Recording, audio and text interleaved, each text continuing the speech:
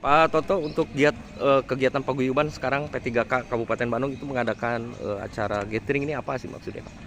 Maksudnya karena BJB itu punya program satu guru satu rumah. Nah, kemudian kerjasama juga dengan Disdik Kabupaten Bandung, Pak Dodo. Nanti mungkin lebih lengkapnya dijelaskan.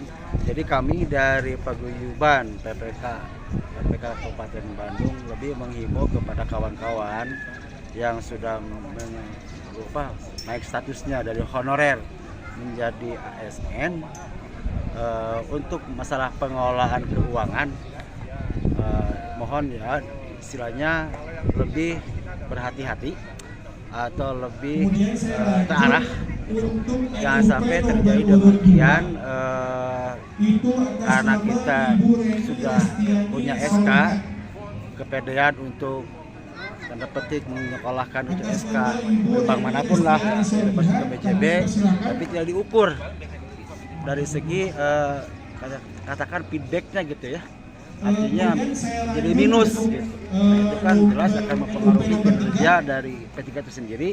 Yang jadi mungkin prihatin,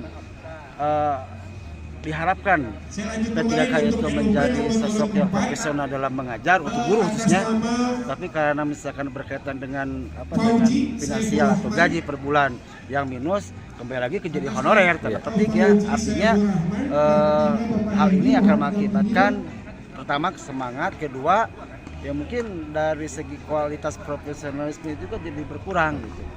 Kalau bisa nih kami himbau, polisi boleh untuk misalkan yang namanya kita memasatkan SK gitu, tapi dengan catatan terukur, terarah gitu. Ya. Apalagi untuk investasi mungkin seperti ini tidak masalah ya. Salah satunya ini kami dengan BJB ini mencoba untuk memberikan manajemen keuangan untuk P3K. Kenapa tidak misalkan kalau P3K itu bolehlah mengadakan SK tapi untuk tidak konsumtif, tapi malah untuk investasi semacam rumah. Yang jelas ini program dari Dinas Pendidikan dan juga BJB. Nah, kami mencoba memfasilitasi dan tolong jangan memanfaatkan situasi gitu kan. Karena misalkan punya link atau gimana memanfaatkan teman-temannya, ayo ke saya kita pinjam gimana, biasanya punya cashback gitu kan. Ternyata ke depan malah yang rugi jadi nasabahnya ya Pak. Padahal ya sependek yang saya tahu, BJB itu sebetulnya memberi juga tolak ukur gitu, kemampuan sejauh mana yang bersangkutan itu meminjam. Ya barangkali mungkin lebih paham lah teman-teman untuk merapikan manajemen keuangan setelah jadi P3K, jangan sampai kembali lagi seperti honorer. Kalau itu lebih mengerikan, tanda petik mengerikan di sini gitu ya. Ya kita lah kalau ketika jadi honorer hese, tapi bisa mampu kenapa? Nah sekarang ketika sudah jadi P3K, mungkin karena kepedean dari itu kita menggadekan tanpa ada perhitungan yang jelas, ya akhirnya rugi sendiri. Baik Pak Toto, terima kasih. Dari Bapak sebagai perwakilan Bank BJB ini, sebetulnya BJB sendiri itu memberikan platform untuk guru berapa persen Pak dari gaji 100% tersebut? Baik. Assalamualaikum warahmatullahi wabarakatuh. Izin Bapak Ibu guru mungkin ya ini berarti ya. Sebelumnya saya mencoba bekerja sama dari Bank BJB kepada terutama paguyuban dan juga untuk kesejahteraan guru, itu dalam artian begini Bapak Ibu. Satu, bicara literasi keuangan itu kita harus mengukur kemampuan kita. Nah, saya berada di sini lebih ke banyak mungkin Bapak Ibu guru yang banyak keperluannya, cuman nggak tahu nih harus seperti apa. Nah, justru ada hal-hal yang kalau dimanfaatkan dengan baik itu justru akan lebih manfaatnya akan terasa, seperti misalnya ternyata baru tahu yang namanya rumah subsidi ya Pak ya, dengan hanya 1.050.000 itu sudah bisa dapat rumah cicilan dari awal sampai selesai. Nah, memang pada akhirnya fungsi bank sendiri itu Pak literasi keuangan, artinya bagaimana cara memanfaatkan gaji yang sudah ada untuk menjadi tidak konsumtif tapi lebih ke investasi.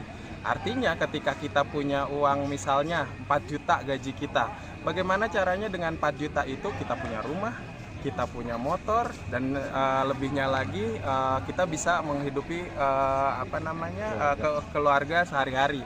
Nah, jangan sampai ketika misalnya kita oh saya pengen punya rumah yang besar tapi tidak mengukur keuangannya. Nah justru di situ kita tampil di situ Pak. Kita memberikan daripada ini mendingan ini dulu. Taruhlah misalnya daripada beli motor, mending beli rumah dulu Pak. Karena apa? Ketika kita sudah mulai beli motor dengan cicilan besar, kita akan kesulitan beli rumah. Dan bahkan Pak, banyak yang tidak tahu ternyata beli rumah itu 1.050.000 per bulan juga cukup. Akhirnya teman-teman karena ketidaktahuan, akhirnya mereka lebih mendahulukan hal yang konsumtif. Jadi balik lagi tadi pertanyaannya, sebenarnya dari Bank BJB itu gaji itu berapa persen yang kita pakai? Itu sebetulnya tergantung produknya Bapak Ibu.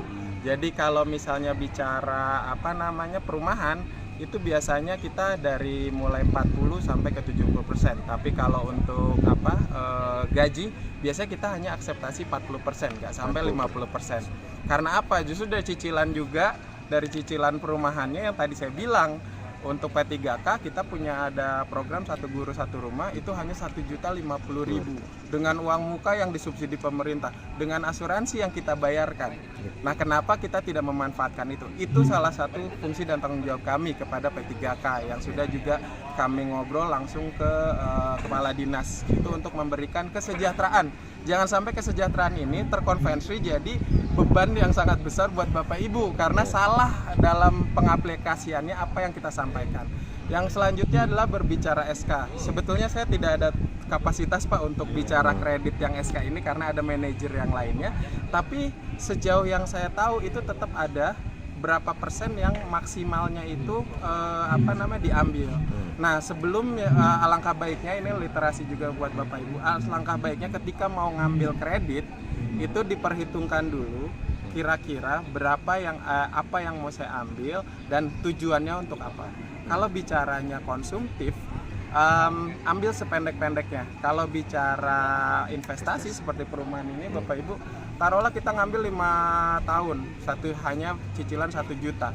Mungkin ketika ada kenaikan gaji segala macam, nah itu yang bisa dicerukan, itu yang bisa digunakan Bapak Ibu untuk membeli motor. Jadi jangan ketika kita dalam satu jangka waktu yang berdekatan kita ambil semua. Paling itu Bapak yang bisa saya sampaikan. Berarti memang diperlukan pengetahuan dari personalnya sendiri ya Pak ya, sebelum mereka ini meminjam keuangan. Dan itu memang salah satu fungsi dan tugas kami Pak, memberikan literasi keuangan kepada masyarakat. Kenapa?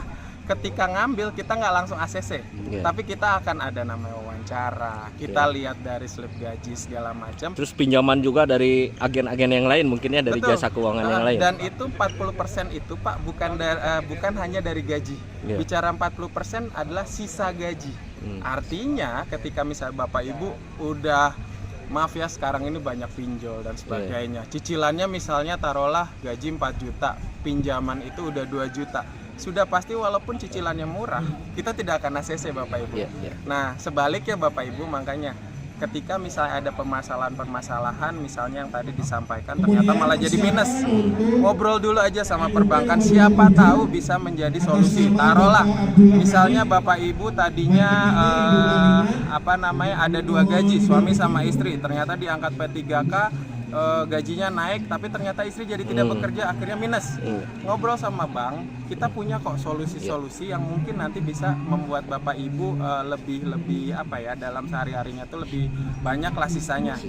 Contoh begini, misalnya tadi Bapak Ibu ngambil 15 tahun, kita bisa panjangkan jadi 20 tahun, jadi si cicilannya juga mengecil. Jadi kalau misalnya Bapak Ibu dalam hal keuangan agak kesulitan dan sebagainya, bisa datang ke BJB untuk mengkonsultasikan itu, karena salah satu fungsi bank itu diskusi keuangan juga ada di situ. Oke, gitu paling Pak. Ya, baik, terima kasih Pak Toto. Siap. Kang. Siap.